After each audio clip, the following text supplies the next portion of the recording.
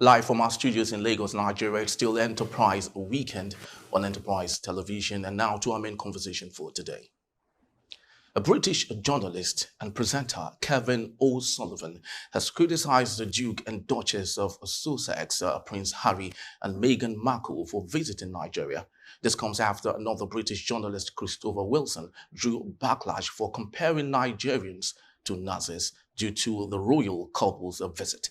The royal couple, who visited Nigeria to celebrate the Invictus Games, Harry's tournament for wounded soldiers in Nigeria, however, faced criticism from British journalists and royal supporters. Kevin O'Sullivan stated that Nigeria doesn't deserve endorsement from anyone, especially members of the royal family. According to him, Nigeria as a country allows for female genital mutilation, does not respect women's right, allows for the abuse of the rule of law, and has become a place where hundreds of kids are regularly kidnapped by extremist Islamic groups, while the country's leaders sit back in their opulence and watch on as spectators. Meanwhile, the King of England, King Charles III, in the past has visited Nigeria 4 times: in 1990, in 1999, in 2006, and in 2018. Still in the studios with me to do justice to this very trendy but sensitive topic is Dr. Victor Hai. Thank you so very much, Doctor, for being around. We had a little chat, before this there was this particular statement, this catchphrase that you said. I would want to repeat that. I would love him to do that himself. But let's take a look at this issue. I think, don't you think, Doctor, that it's time we maybe do not give lots of credence or concentration to the messenger, but the message? And what is the message? That this great couple shouldn't have visited Nigeria for reasons which, of course, are reality that we face regularly in Nigeria. So don't you think it's good enough to maybe concentrate on the message? I'm sorry. I will not concentrate on the message because the messenger is well informed, is intentional about what they're intentional about what they're saying. They are also influential. And so to ignore the messenger would be to do so at our own peril. They're very influential journalists.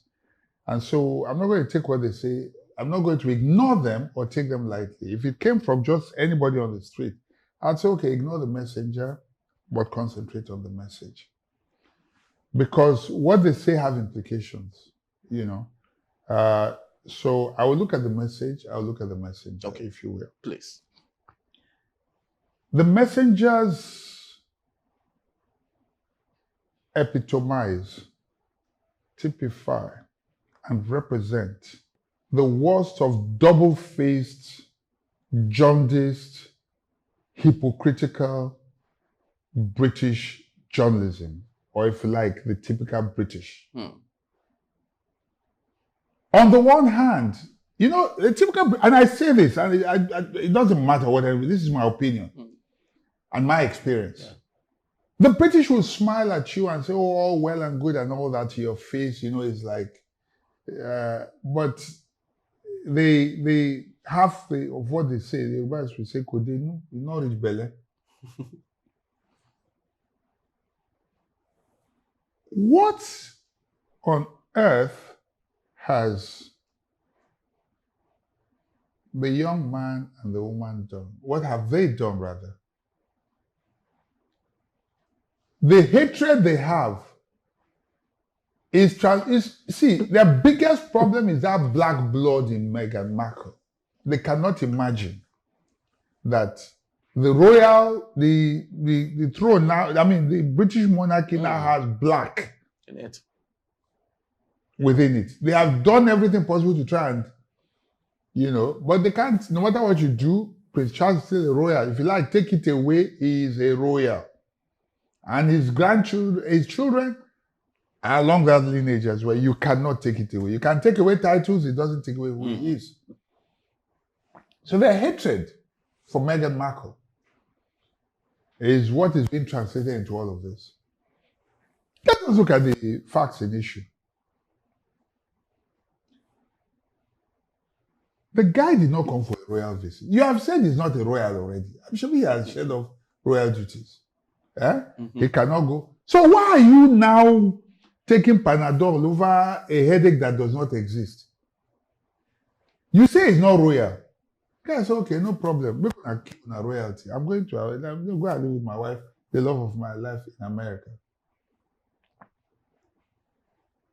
And he did. And note, this is not the first time. I think it was King George or which of the kings that abdicated the throne for love. Otherwise, Elizabeth would not even, this lineage would not even have come up at all. True.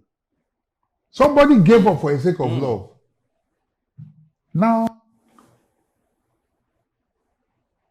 the guy has left them alone. Keep your royalties, keep your, if you like your title, just keep it. I found love. This is where I will. I'm not going to pretend. You people, the fakeness that killed my mother, I will not live that life. Let me marry somebody I truly love, not who, you know. You smile as if you truly love someone when you don't. Or arranging marriages. Royal must marry royal, not common and all that. All those, you know. Now, the guy has left you alone. He created something unique for his charity, Invictus Game. It's a military game. Are you saying, as even as a private citizen, I cannot run my charities or what do you call it? He created something very unique, which I'm sure even Prince Williams would have wished that he was one that created it. This guy created this thing. Nigeria participated. It was unique. There has been nothing like that, where people who are victims of war, you know, and all that, are able to find meaning again and value. It's like an Olympics of sorts for the military, veterans or wounded soldiers and all that. You may be disabled persons in the military. They went there and they did very well.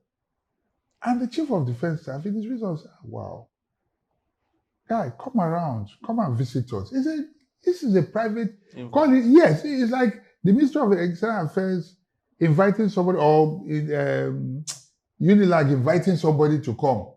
Unilag is still under government. But they're inviting somebody, say, one professor somewhere, come and talk to our people. I had something like that extended to me recently, where I was invited by the University of Botswana. It was almost like a state visit. Not just at the University of Botswana, where I spoke to staff, students, and all that. I was taken to the ministry, met with government people, even the incoming ambassador to Botswana. A visit was arranged for me and all that. I'm a private citizen. All that was arranged for me. Do you understand what I'm saying? This guy came, and then suddenly you are blasting him that why should he? Nigeria does not. Suddenly Nigeria now is para. But when they are doing business, oh, you are a great country. Well, you know, they say all sorts of things when they come before our president and all that, nice country, this and that. But those journalists, you know, that's what you call it. It's not even a Freudian slip because it's deliberate, the statement. For a minute it came, they started attacking. What are you going to that useless country for, that country that does not do this? And yet, you do business with this country. You enjoy money that comes from this country. Students from there take care of your economy through the kind of fees that they come to pay. None of that is a problem. Because somebody who you have disroyaled, excuse my language, or deroyalized, again, excuse my language, he came on what is purely a private invitation and private visit. Did you see him go to visit the president? Did the president receive him? Obviously not. It's his charity work that he was invited for. He came with his wife.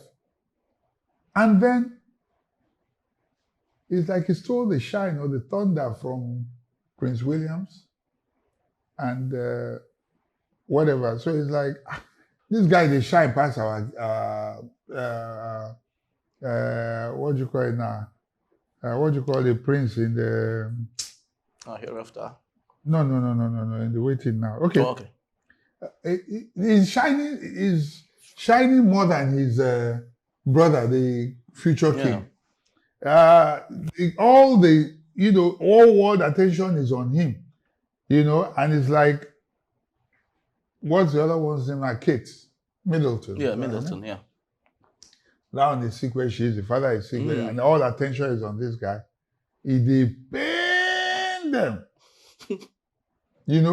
Why should this quote unquote renegade, this one way go marry black woman, why should he be getting all the attention? It's not his fault if he's loved. It's not his fault. That's what they had. It's one of the things they had against the mother as well. She couldn't help being, she was a charmer. Harry took after her. So now the British media are living, they are angry, they are like, oh, no, it's a royal visit and all that. Who told her it's a royal visit?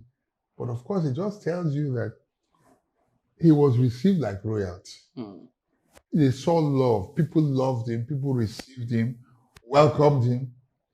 And it's like, why should this person we have rejected, that we have condemned, that we thought the world would hate, why are they welcoming him? Nothing you can do about it. If they have the star power, they have it. You cannot stop it. You cannot, excuse my language, dull it. Do you understand what I'm saying? True. Meghan was a star, is a star, and will continue to be a star. And nothing they can do about it. You understand? Harry doesn't need to make an effort. People just love him. But the media have decided to be, how do I put it now, the voice of the palace. They say Prince William is livid. Prince Charles is not happy about it. Why are you unhappy? The man is a free-spirited person. Can he not visit where he wants to visit? If he comes to visit me and I roll out carpets for him, does it matter? Can't I do it for my friend? And in any case, let's look at his charity. The Invictus Games. I mean, this is so well thought out. Do you know the meaning it gave to all those people? Who would have remembered them? You went and fought. Maybe Boko Haram or Liberia or whatever. You were amputated. People have forgotten you. But suddenly life has a new meaning now. You can go abroad. The army pays your way. You go there, participate in games, win, and there's attention on you. Suddenly you are a star. Somebody was forgotten before, who was saying, whose life had no meaning. Suddenly your life now has meaning. Now, be that as it may, all you've said, awesome, great. But what this journalist actually is saying, I love us to take a look at it from another prism. When he came to Abuja and he decided to visit Kaduna, there were lots of call, saying it's not a safe place to go to. Particularly, they compared Nigeria and South Africa as two countries where you don't just just take a visit for the love of taking it. But don't you think there is a fact in what they are saying? Yeah, we're happy and excited. They came to Nigeria, had a very nice time, and have gone back. But don't you think there should have been a precaution to avoid some things that they had taken very lightly?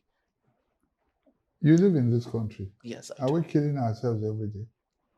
Is this, you are here now. If you go to the internet and read about what they say about Nigeria, you wouldn't even want to live in this country.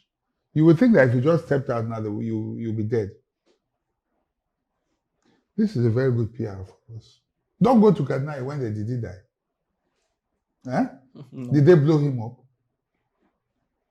It just tells you the lies that the Western media, all the negative propaganda and lies that the Western press, they just label a country and then condemn it and make it look like it's the worst on earth. Look at all the things they are saying. Is it true? Don't they kill themselves as well? They killed a young boy the other day, knife killing and all that. Was it enough for us to say that country is the worst place on earth? They gave all that. I'm glad that the prince and princess did not listen to them. They went there, they met with everybody, they did not die. And there was adequate security in case the British were planning to kill him and then blame it on Nigerians. So he did not die, she did not die. They mixed with ordinary folks, they were not killed. Nobody knife stabbed them or sword stabbed them like they did to the young man, bless his soul, in the child in the UK. They're all a bunch of liars. Using propaganda to just stay in the country and make it look like it's the worst place on earth. Thank God for the internet and for television. They will still be painting us as a jungle. The story out there will just be that Africa is a dark country, it's a jungle, we live on trees. There are still people who believe it till tomorrow. It's the internet and Nollywood and,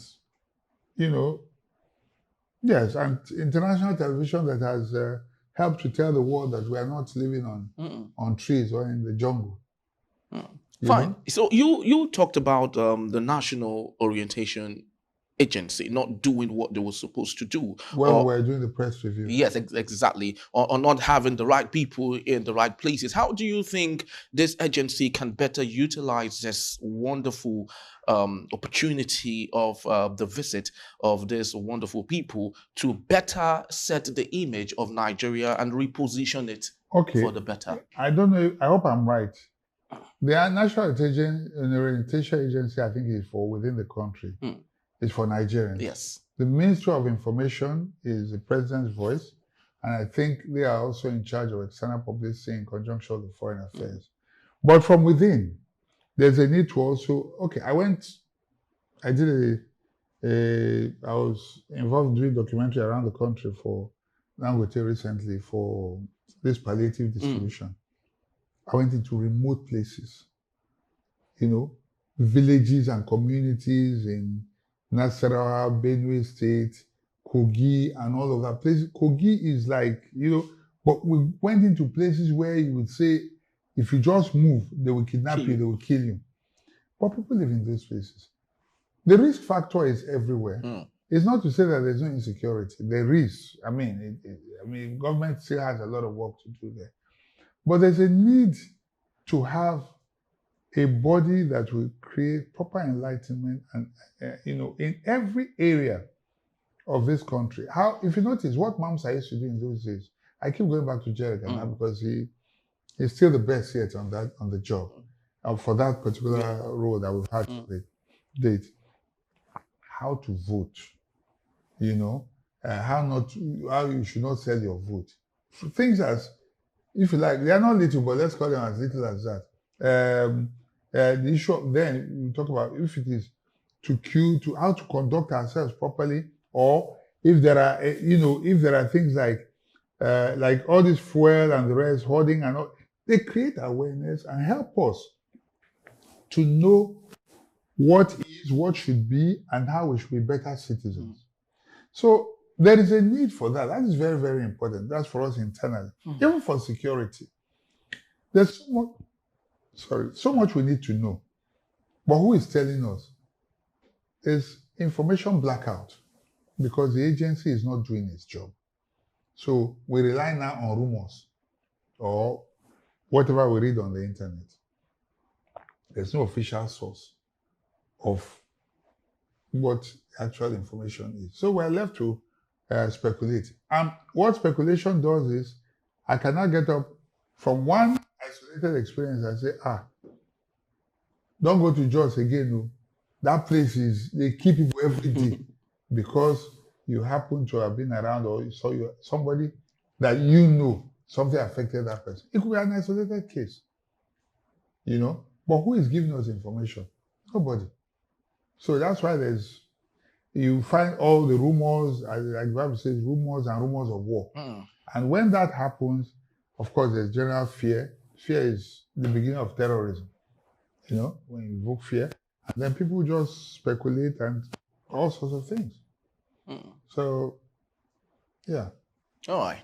Well, the truth remains that Nigeria is a very beautiful country. Nigeria is one country where you would come and you would have the best of all things, and that remains a fact. I just hope and I pray for those in authority to better utilize all we have, to better shape and reshape the image of Nigeria so that external factors, external publics would not take advantage of inadequacies to paint us in a narrative that we don't want to be talked about in that particular perspective, and that remains a fact for us. Nigeria is a beautiful country. Nigeria would continue to become a beautiful country. We'd love to say thank you to Dr. Victor Ohai Thank you so very much for being Thank you for around. having me. It was really indeed a wonderful and incisive discussion. And also love to say thank you for taking out that time to be part of our show. But please do well to visit our website at www.enterprisetvnews.com. Like, comment, and follow us on all our social media platforms at Enterprise TV7. I am Henry Igwebike. I'll see you next week for yet another great time on Enterprise Weekend. Bye-bye from us.